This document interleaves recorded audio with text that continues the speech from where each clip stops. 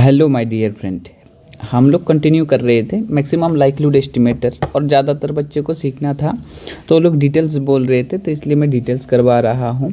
तो ये आपके कोई सा भी एग्ज़ाम के लिए बहुत ही इंपॉर्टेंट हो जाता है। इंपॉर्टेंट टॉपिक है, हमेशा क्वेश्चन पूछता है।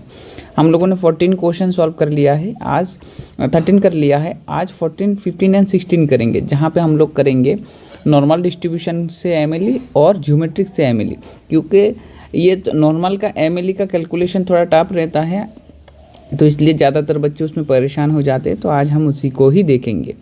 चलिए, आज के वीडियो में हम लोगों के पास है पहला क्वेश्चन, जहाँ पे दिया गया है x1 x2 xn हमारा नॉर्मल डिस्ट्रीब्यूशन है और हमें एमएलई निकालने के लिए दिया गया है। क्योंकि दो पैरामीटर है, आप देख सकते हैं, एक म्यू है, एक सिग्मा स्क्वायर है। तो हम पहले म्यू के लिए निकालेंगे, बाद में सिग्मा स्क्वायर के लिए निकालेंगे। तो इस तरह से हम लोग इसको कंप्लीट करेंगे। देखिए स्टेप वाइज, जैसे कि दिया है कि एक्स आई आपका क्या फॉलो कर रहा है, कोई normal distribution which mean mu variance sigma square. हमारा पहला स्टेप जो रहता है वो है हमारे पास F of X I comma, क्योंकि दो पैरामीटर है तो मैं म्यू एंड सिग्मा स्क्वायर लिख रहा हूँ। ठीक है, म्यू एंड सिग्मा स्क्वायर। तो हम लोगों को पता है इसका फंक्शन क्या होता है, PDF function sigma root over of 2 pi e to the power -1/2 यहाँ पे रहेगा एक्स माइनस से म्यू बाई सिग्मा उसका होल स्क्वायर। जहाँ पे हमारे पास रेंज रहता है -इन्फिनिटी टू एक्स का वैल्यू +इन्फिनिटी तक, और ये म्यू भी सेम ही रेंज में लाई करेगा, -इन्फिनिटी टू आपको मिलेगा +इन्फिनिटी तक, और सिग्मा स्क्वायर आपका ग्रेटर देन और इक्वल्स टू 0, मतलब 0 से इन्फिनिटी तक। ये रेंज भी इम्पॉर्टेंट है, हमेशा याद करके रखिए, और जब भी एग्ज़ाम में लिखना होगा तो लिखिए, लिखना भी ज़रूरी है। सेकंड आप लोगों को जो मिल जाता है वो होता है लाइक्लीहुड फंक्शन। लाइक्लीहुड फंक्शन में हम लोग ऐसा काम करेंगे, एक कॉमन फंक्शन निकालेंगे जो म्यू के लिए जब निकालेंगे वो तब भी काम करेगा, सिग्मा स्क्वायर के लिए जब करेंगे तब भी काम करेगा। तो लाइक्लीहुड फंक्शन में दोस्त हमारा क्या रहता है, likelihood function as it is आप लोग लिखेंगे जब हमने लास्ट में किया था, L x vector comma mu comma sigma square. तो यहाँ पे हमारे पास क्या क्या रहेगा कि एन टर्म्स का मल्टीप्लिकेशन।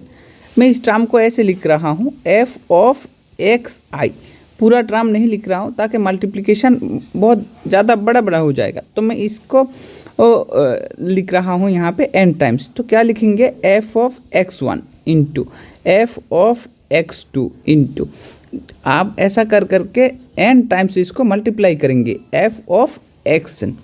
दोस्त आपके पास क्या बन जाएगा, आपके पास बन जाएगा, इसी टर्म को कितने बारी मल्टीप्लाई करेंगे, n टाइम्स मल्टीप्लाई करेंगे।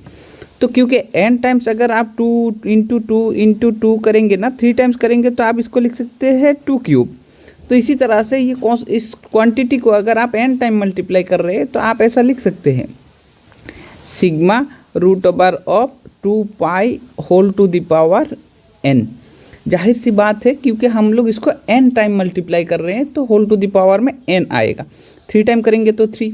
अब इसी क्वांटिटी को कैसे एक्सप्रेस करेंगे, इस क्वांटिटी को आप अच्छे से एक्सप्रेस कर सकते हैं। देखिए यहाँ पे ऊपर जो है ये क्वांटिटी, यहाँ पे इसको आप कांस्टेंट की तरह सोच लीजिए। मैं दिखा देता हूँ, देखिए आपके पास यहाँ पे है म्यू एंड सिग्मा स्क्वायर। मैं ऐसा सोच सकता हूँ ना इस क्वांटिटी को, यहाँ पे इस तरफ देख लीजिए, 1/2 सिग्मा स्क्वायर और यहाँ पे x माइनस से म्यू होल स्क्वायर। अगर आप इस तरह से सोचेंगे तो क्योंकि आप आई से काम कर रहे हैं, यहाँ पे अगर आई बिठाएंगे ना तो यहाँ पे आई लिखना ज़रूरी है। तो आपके पास एक्स आई माइनस म्यू होल स्क्वायर कितने बारी, n टाइम्स। तो आपके पास ये कैसा रहेगा, ई टू द पावर में -1/2 सिग्मा स्क्वायर। क्योंकि आप n बार मल्टीप्लाई कर रहे होंगे ना, तो ये क्वांटिटी आपको कितने बार मिल रहा होगा, n बार। ठीक है, तो मैं यहाँ पे आप लोगों को लिख के दिखा देता हूँ ताकि ज़्यादा समझ में आ जाए। पहला क्या लिखेंगे, x माइनस से म्यू होल स्क्वायर।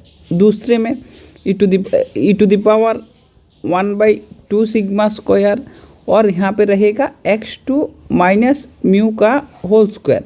इस तरह से आप लोग कितने बार इंटू करेंगे, n टाइम्स। लास्ट वाला क्या रहेगा, 1/2 सिग्मा स्क्वायर, और यहाँ पे रहेगा xn माइनस म्यू उसका होल स्क्वायर। आई होप आपको समझ में आ गया है कि पहला वाला तो सब इंटू करके लिख दिया है, बाकी कैलकुलेशन के लिए मैंने पीछे सारा का सारा मेंशन कर दिया है। चलिए नेक्स्ट पेज में हम लोग देखेंगे इसको कैसे कंटिन्यू किया जाता है। इसको अगर आप अगर इसको करेंगे ना तो ये वाला कैलकुलेशन आप देखेंगे कि ई टू द पावर में सारा ही ई टू द पावर में है, तो हम इसमें से कॉमन ले रहे हैं। पहला वाला क्वांटिटी जैसा है वैसा ही रखिए, कुछ अलग नहीं है, मैंने सिर्फ पेज चेंज किया है। आप whole to the power 1/n e to the power में आप अगर 1/2 सिग्मा स्क्वायर कॉमन ले लेते हैं दोस्त, तो आपके पास क्या बचा रहेगा, क्योंकि आपने माइनस भी ले लिया है, तो x1 minus mu whole square plus x2 minus mu उसका होल स्क्वायर। मेरे दोस्त जिसको कुछ भी नहीं आता है ना, ध्यान से देखिए, आपको करना आ जाएगा कि इस तरह से करेंगे ना तो आपका कैलकुलेशन बनना चालू हो जाएगा।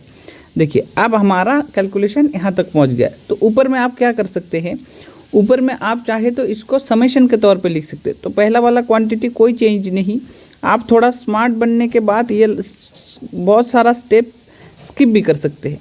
ई to the power minus 1/2 sigma square, यहाँ पे मैं लिख रहा हूँ समेशन, क्योंकि 1 2 3 ऐसा करके n टाइम्स है ना, तो summation i equals to 1 to n x i, ये i बनेगा x i minus mu whole square. ये हमारे पास फाइनल क्वांटिटी है। अब मैं इसमें थोड़ा सा और चेंजेस करना चाहता हूँ।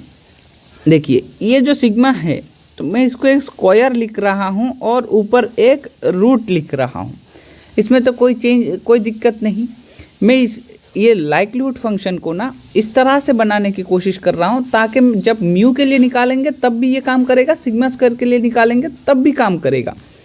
अब देखिए यहाँ पे आ गया है सिग्मा स्क्वायर।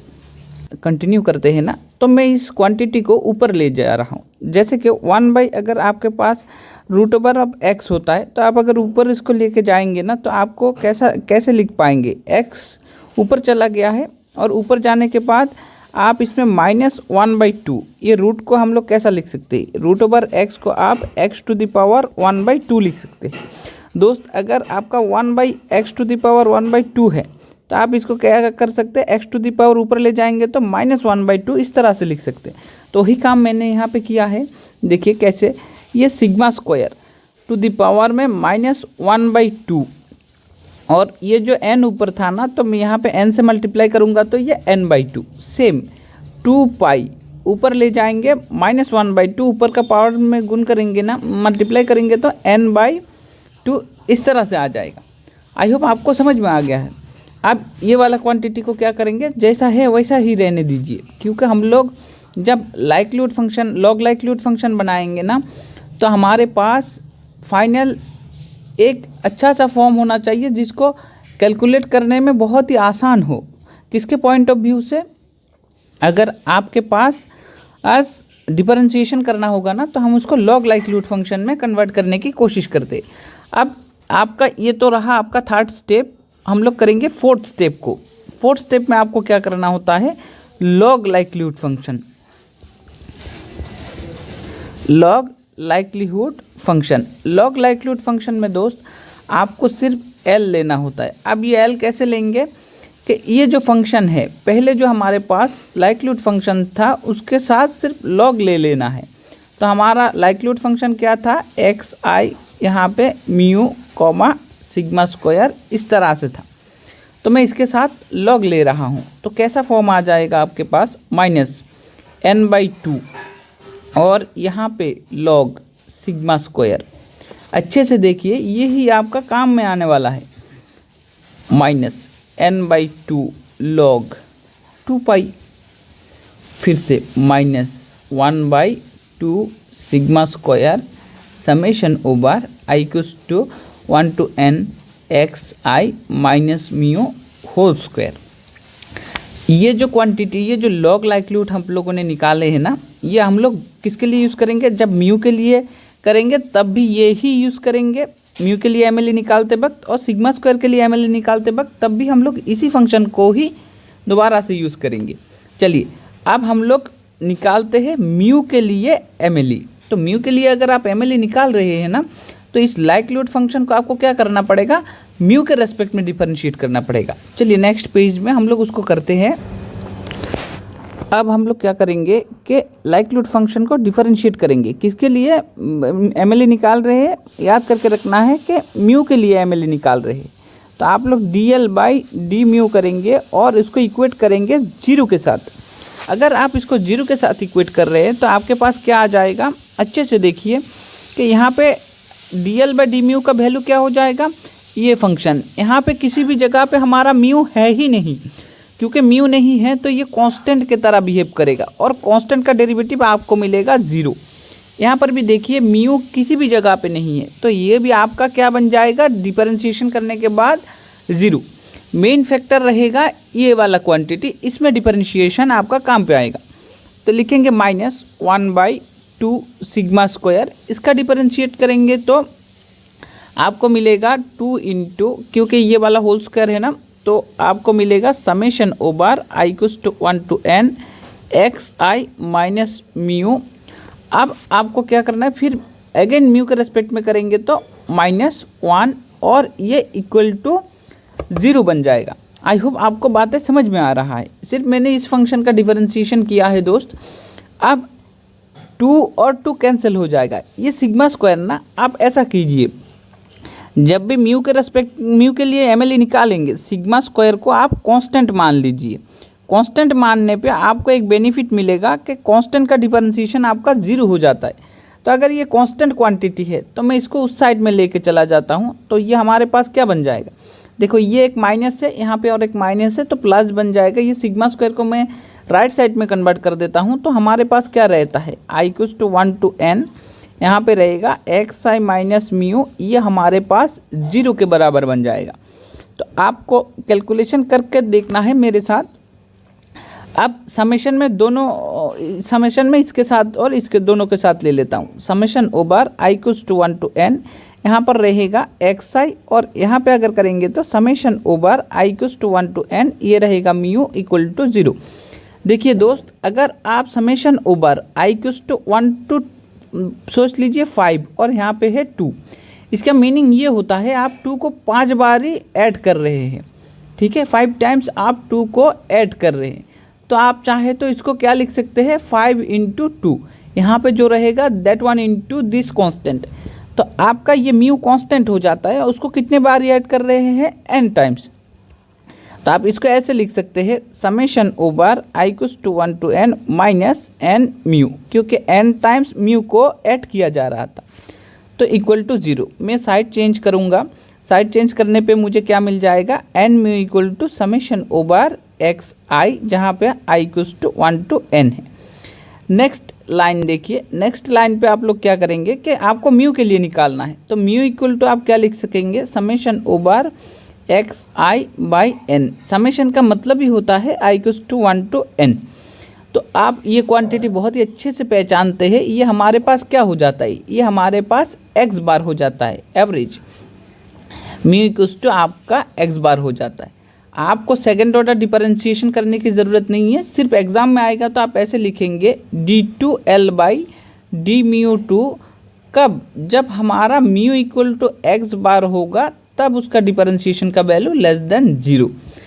अब आपका क्या मिल जाएगा, ये जो फाइंडिंग्स है ना, ये जो वैल्यू निकलता है ना, वही आपका एमएलई हो जाता है। तो आप कैसे डिसाइड करेंगे कि x बार इज एमएलई किसके लिए, पैरामीटर म्यू के लिए, किसके लिए, आपका पैरामीटर म्यू के लिए। थोड़ा सा कैलकुलेटिव रहता है लेकिन ध्यान से करना है, बहुत ही इम्पोर्टेंट रहता है।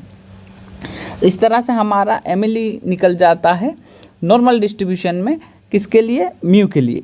अब दूसरी बात है, आपको सिग्मा स्क्वायर के लिए भी निकालना होगा। जब सिग्मा स्क्वायर के लिए निकालेंगे, यहाँ तक सेम फंक्शन रहेगा लाइक्लीहुड, इसको चेंज नहीं करना है, सेम कैलकुलेशन है। सिर्फ इसी फंक्शन को आप लोग डिफरेंशिएट करेंगे किसके रेस्पेक्ट में, सिग्मा स्क्वायर के रेस्पेक्ट में, तब म्यू आपका कांस्टेंट बन जाएगा। तो आई होप आपको ये बातें समझ में आ गया है। तो हमारा एमएलई क्या निकला है म्यू के लिए, x बार। चलिए इसका ऑप्शन देख लेते हैं। ये जो ऑप्शन डी था ना, यही सही ऑप्शन था कि एमएलई हमारा x बार होता है। चलिए नेक्स्ट हम लोग देखेंगे कि सिग्मा स्क्वायर के लिए कैसे करते हैं। सिग्मा स्क्वायर के लिए अब अगर आप करेंगे ना, तो मैं सेम लाइक्लीहुड फंक्शन को यहाँ पे लिख लेता हूँ। सेम लाइक्लीहुड फंक्शन हमारे पास क्या था, -n/2 log सिग्मा स्क्वायर और यहाँ पे माइनस n/2 आपका आ रहा था लॉग यहाँ पे 2 पाई और फंक्शन जो था summation 1/2 sigma square summation over i equals to 1 to n और यहाँ पे रहेगा xi माइनस म्यू इसका होल स्क्वायर। अब क्योंकि हमारे पास सिग्मा स्क्वायर के लिए बोला गया है, यहाँ तक सारा का सारा लास्ट क्वेश्चन को फॉलो करेंगे, सेम कैलकुलेशन करेंगे। अब सिग्मा स्क्वायर के लिए निकालेंगे तो हम लोग क्या करेंगे, dl/d सिग्मा स्क्वायर करेंगे। आपको याद करके रखना है सिग्मा स्क्वायर के रेस्पेक्ट में डिफरेंशिएट होगा, ना कि सिग्मा के रेस्पेक्ट में। अब अगर इसको करेंगे तो आपको क्या मिलेगा, -n/2 1/सिग्मा स्क्वायर। यहाँ पे किसी भी जगह पे सिग्मा है ही नहीं तो ये 0 बन जाएगा कांस्टेंट। और यहाँ पे देखिए 1/ ये वाला ऊपर वाला ये क्वांटिटी तो कांस्टेंट है, तो मैं इसको ऊपर लिख लेता हूँ समेशन ओवर और i equals to 1 to n यहाँ पे रहेगा xi माइनस म्यू उसका होल स्क्वायर डिवाइडेड बाई आपको 1/2 सिग्मा स्क्वायर है ना, तो 1/2 आप लोग लिख लीजिए 1/2। और यहाँ पे क्या रहेगा दोस्त, सिग्मा स्क्वायर के रेस्पेक्ट में करेंगे ना तो आपको मिलेगा माइनस का क्या मिल जाएगा प्लस, और यहाँ पे सिग्मा टू द पावर 4। क्यों सिग्मा टू द पावर 4 है, इसलिए सिग्मा टू द पावर 4 है क्योंकि आप लोग डिफरेंशिएट कर रहे हैं सिग्मा स्क्वायर के रेस्पेक्ट में। ठीक है, तो आई होप ये कैलकुलेशन आपको समझ में आता है। अगर इसमें किसी को कोई दिक्कत है आप कमेंट में मुझे ज़रूर बताइए। ठीक है, 1/x के डिफरेंशिएशन करने के जैसा। ठीक है, -1/2 x स्क्वायर इस तरह से आप लोग करेंगे ना तो आपका होने लगेगा।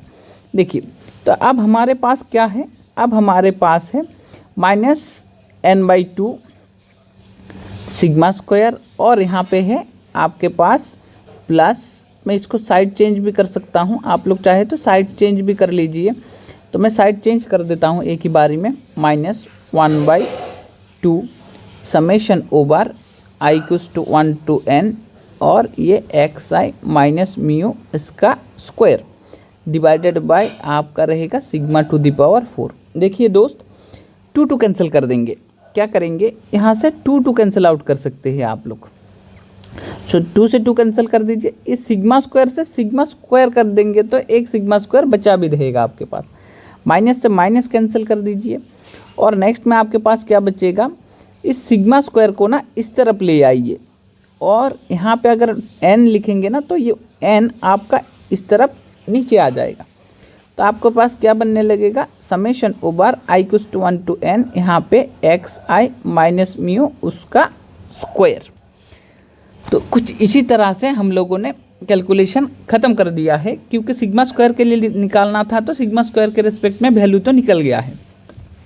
आप अगर आपको लिखना होगा तो आप क्या लिखेंगे कि ये हमारे पास ये वैल्यू हमारे पास क्या हो जाएगा, आपको सेकंड ऑर्डर डिफरेंशिएशन एग्जाम में सेकंड ऑर्डर डिफरेंशिएशन के बारे में बोलना है, तब जाके इसको लिखना है। क्या लिखेंगे कि d2l/d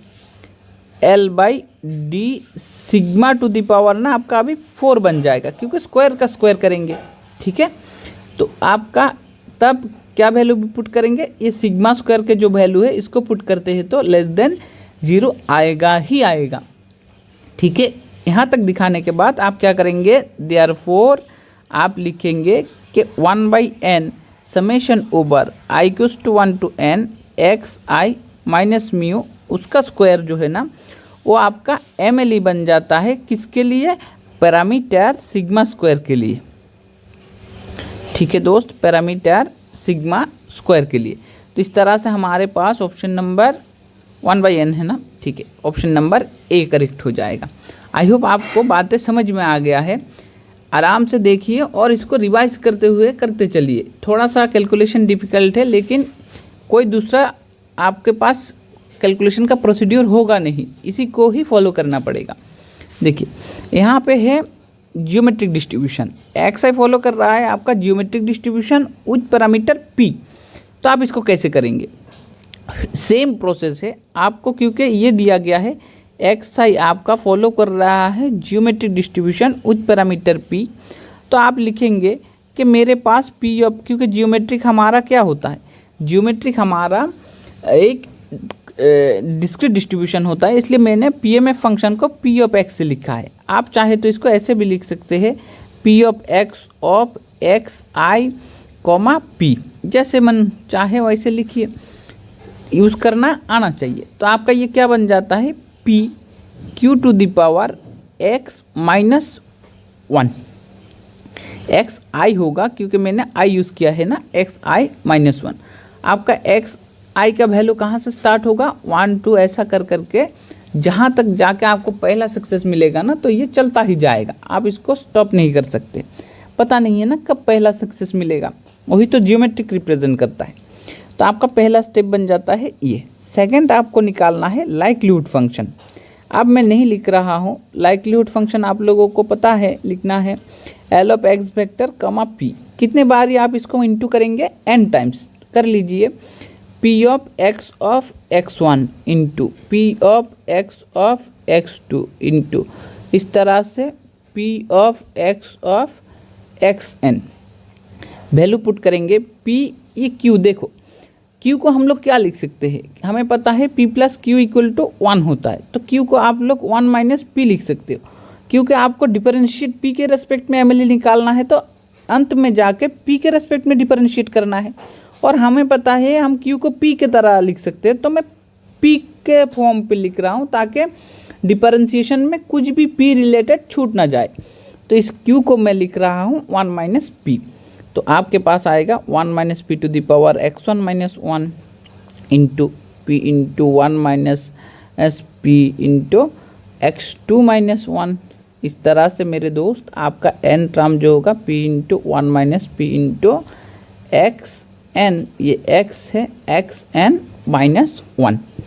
आप अगर इसको मल्टीप्लाई करेंगे P to the power n 1 minus P to the power, इसको कितने बारी 2 3 n टाइम्स है ना, तो मैं समेशन दे के लिख रहा हूँ xi minus 1 i equals to 1 to n। आप सिंपल कैलकुलेशन है, पावर में है तो ऐड ही होना है, ठीक है। अब हम लोग क्या करेंगे, अब हमारे पास है थर्ड स्टेप। थर्ड स्टेप में हम लोग निकालते हैं लॉग लाइक्लीहुड, जिसको डिनोट करते हैं L से। क्या करना होता है, लॉग लेना होता है लाइक्लीहुड फंक्शन के साथ। तो आपको एक्स वेक्टर कॉमा P इस तरह से करना है, तो आप L ऑफ एक्स वेक्टर भी इस फंक्शन के साथ लाइक्लीहुड लेना है, तो इस फंक्शन के साथ लॉग लेना है। अब इसके साथ लॉग लेंगे तो आपके पास क्या आ जाएगा, n log P। आप इस फंक्शन को करेंगे तो इसके साथ लॉग लेंगे तो summation over i equals to 1 to n xi minus 1 into log 1 minus P।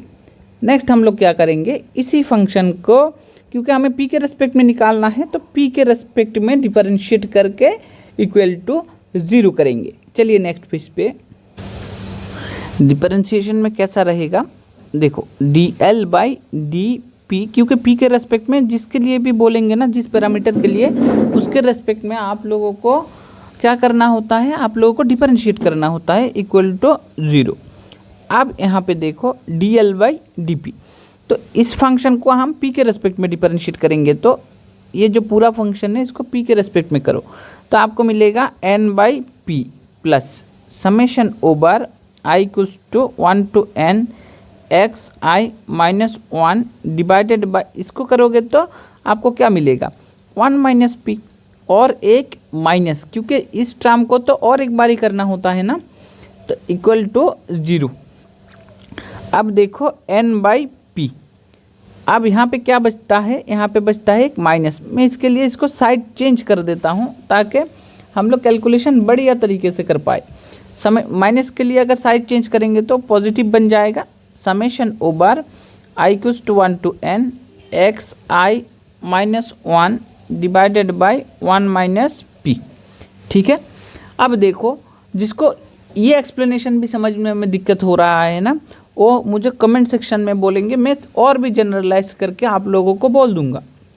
देखो यहाँ पे फंक्शन को आप कैसे लिख सकते हो, क्रॉस मल्टीप्लाई कर दो n इंटू 1 माइनस P, इस तरफ आप लिखोगे तो P इंटू समेशन, मैं समेशन वाला क्वांटिटी दोनों के साथ ले रहा हूँ, तो आपको क्या मिल जाएगा, summation over i equals to 1 to n xi minus, ये देखो summation over i equals to 1 to n, यहाँ पे रहेगा आपका 1। आप अगर इसको देखोगे तो आपको क्या मिलेगा कि 1 को हम लोग कितने बार ऐड कर रहे हैं, summation over I equals to 1 to n होने का मतलब है आप 1 को n टाइम्स ऐड कर रहे हो, तो इसके मतलब है n into 1 मतलब है n। तो इस तरह से देखो, तो आपके पास यहाँ पर रहेगा n माइनस एन पी, आप यहाँ से मल्टीप्लाई कर दो p into summation over I equals to 1 to n x I, और यहाँ पे अगर इसका वैल्यू रहता है आपका n, तो आप यहाँ पे लिखोगे n और p से मल्टीप्लाई करोगे तो np या pn, ठीक है। और इस तरफ ये माइनस का है, ये भी माइनस का है, तो आप कैंसिल आउट कर दो। आप साइड को चेंज करोगे तो आपको क्या मिलेगा, आपको मिलेगा कि p into summation over I equals to 1 to n x i equal to आपका n बन रहा है दोस्त। तो आप इसको थोड़ा सा कैलकुलेशन करो, p equal to n by summation over I equals to 1 to n x I. तो आप इसको थोड़ा सा रिवर्स करके सोचो कि मैं इसको ऐसा लिख सकता हूँ ना, 1 by n summation over I equals to 1 to n x i by n। तो इस ये क्वांटिटी हमारे पास क्या है, x बार है ना, क्या हमें पता है summation over x i by n क्या होता है, x बार। तो हमारे पास क्या हो जाएगा, x बार। तो p का फाइनल वैल्यू क्या निकल के आता है, 1 बाई एक्स बार। अब हमें पता चल गया है कि नेक्स्ट आप एग्जाम में लिखोगे तो सेकंड ऑर्डर डिफरेंशिएशन के बारे में बोलोगे कि d2l बाई dp2 हमारे पास जब हम लोग p का वैल्यू सब्सटीट्यूट करेंगे लेस देन 0 होगा, उसके बाद ही लिखोगे कि 1 बाई एक्स बार mle होगा किसके लिए, पैरामीटर p के लिए। तो आई होप आपको समझ में आ गया है कि 1 बाई एक्स बार ही हमारे पास mle के लिए पैरामीटर है। वीडियो थोड़ा सा लंबा है, जिनको डिटेल्स देखना था वो लोग देख लिए हैं, कैसे करते हैं आई होप समझ में आ गया है। नेक्स्ट हम लोग डिस्कस करेंगे ऑर्डर स्टैटिस्टिक्स के बारे में। किसी को अगर किसी पर्टिकुलर टाइप्स ऑफ क्वेश्चन में दिक्कत है ना mle का, तो आप लोग मुझे कमेंट सेक्शन में बोल सकते हैं कि सर उस तरह के mle भी करवा दीजिए। एक बच्चे ने बोला था, तो मैं उसके लिए ऑर्डर स्टैटिस्टिक्स नेक्स्ट क्लास में आप लोगों को करवा के दूंगा। Thank you for watching.